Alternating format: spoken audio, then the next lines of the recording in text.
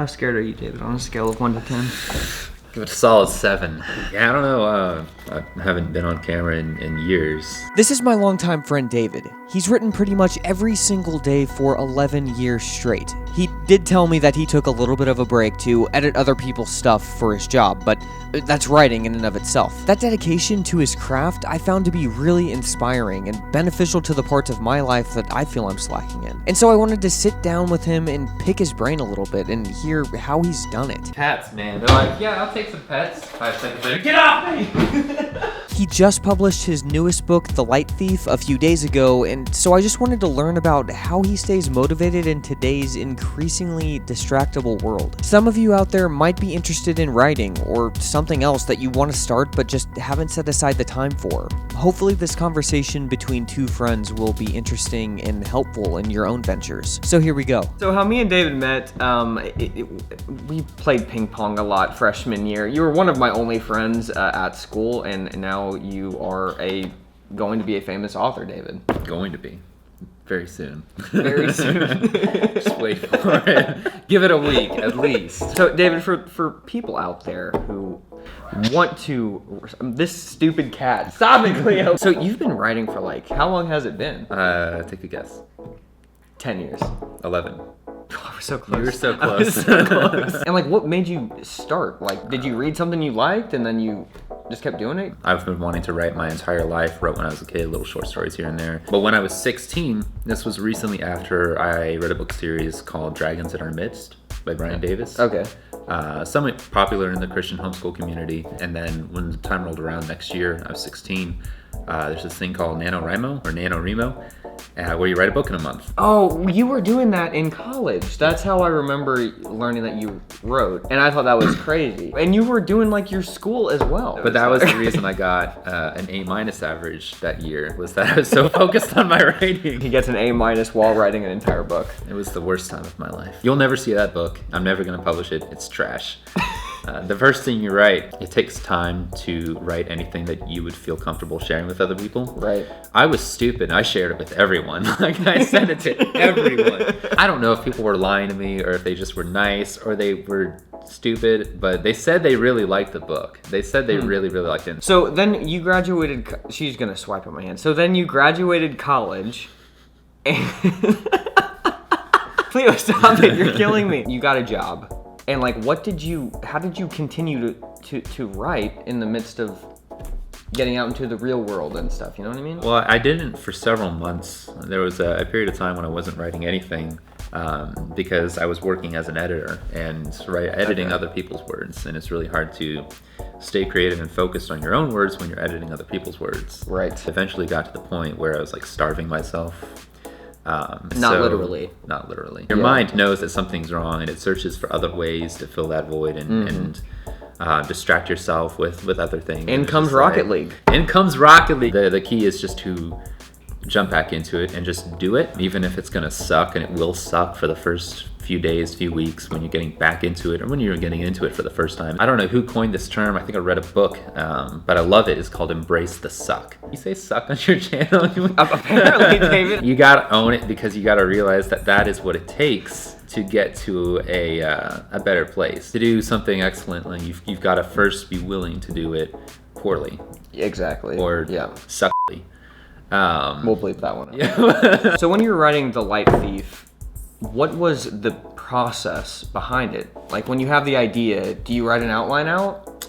This one was special. I didn't know exactly where it was going to go fully when I first started it, and then it kind of fleshed out in the first few chapters. I was like, okay, all right, I know what I'm doing here. So when you write something and you're expecting it to do, decently well or really well, and then it just kind of like doesn't fall flat, but it doesn't get as many downloads as you're wanting, like as an indie writer, how do you just like keep going and just be like, one day hopefully this will pay off and I'll be able to do this full time? That's kind of what happened. You remember the series I had you start to read a few years ago? That's kind of what happened with that series. The most important thing is learn from it and then fix it. And even if it doesn't take off, even if it doesn't get better, it's not the end of the world, because first of all, the more you write, the better you get. It's almost impossible not to get better if you just keep writing. The book could be great, your marketing could be terrible, the cover could be terrible, and the cover's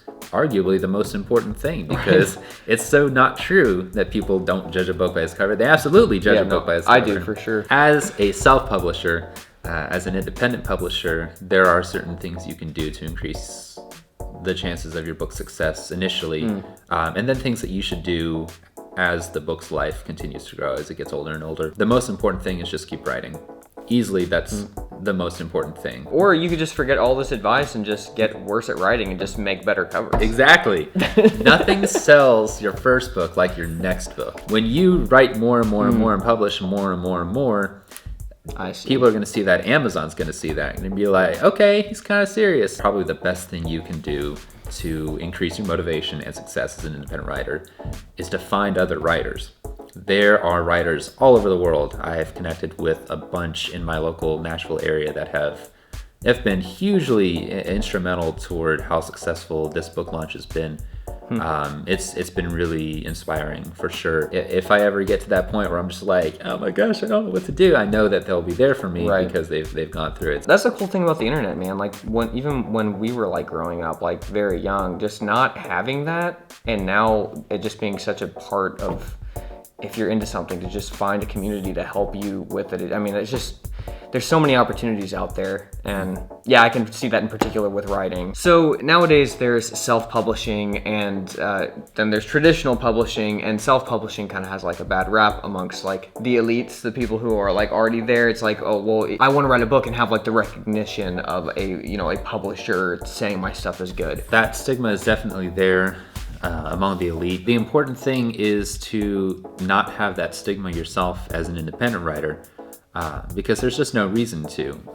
Self-publishing is an amazing thing. The digital transformation has changed every aspect of life, and if you don't adapt to the digital transformation, you're left behind. But realize there's a certain freedom that comes with self-publishing. You have ultimate control over what you do. Your point was interesting about, even if you don't believe this, like the stigma, but like it's such a part of like our society. It's there. So it's like hard to not just have that in your mind of like, oh, this, because I'm self-publishing means that I'm not good. The important thing to realize is that self-publishing can be just as successful as traditional publishing.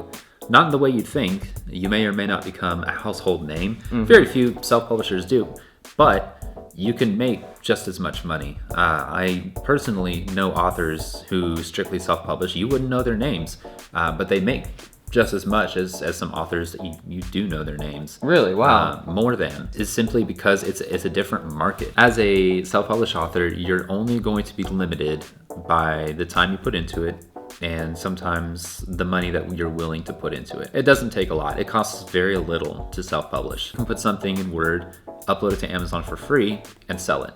No problem. So that leads us to your book that you just finished. It just came out on Amazon. I guess it's only been out for like less than a week, but it's not. The ebook is 99 cents. You cannot beat that.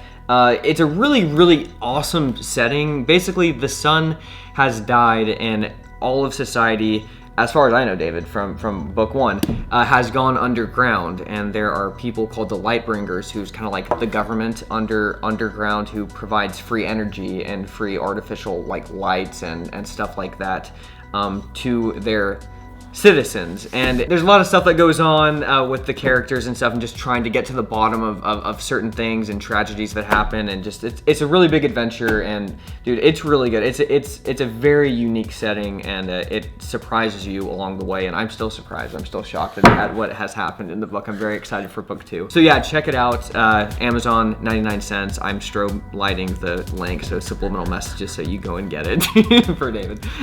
David might start his own YouTube channel. So, and we'll plug that when it's here, if it ever comes. So. Who knows? Check the link in the comments.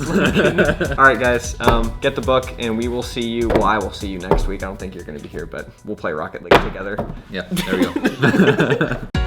Hello everyone, my name is David Webb, author of The Light Thief, now available on Amazon. That thing right there, it is not in a frame like it should be. It was hanging in a frame about 10 minutes ago before it just fell off the wall.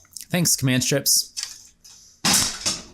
Anyway, I'm so excited to get this channel going. I've been advised to do this by many people, most recently by Jordan Taylor of Blindy Cow. You may have seen me on his video.